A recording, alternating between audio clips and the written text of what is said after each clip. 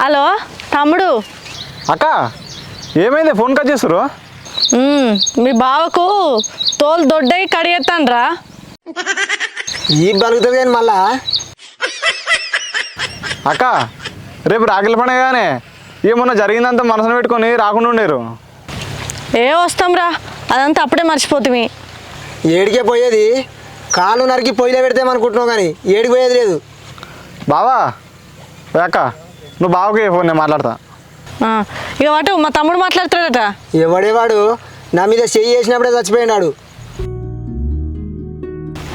అరే తమ్మి నువ్వేం బాధపడకురా, నేను అత్తగాని. సరే అక్క రరి. అరే ఏడికే పోయేది, నువ్వు పోతే నేను చచ్చినట్టే లెక్క. ఒక్కగానొక్క తమ్ముడు, వానికి రాఖీ కట్ట పోవద్దా? పడగొట్టుకో అన్నా. గిసోటి దానికి మొన్న ఇవ్వకపోయినవే, వాడు నన్ను కొట్టిండు, వాడిని గడప దొక్కద్దు. ఇగో నీతోటి నాకు అవసరం లేదు, నా తమ్మునికి నేనైతే రాఖీ కట్టుకొచ్చుకుంటా. అయితే నువ్వు కట్టి వచ్చే వరకు నా సేవాన్ని చూస్తావు పోయిగా.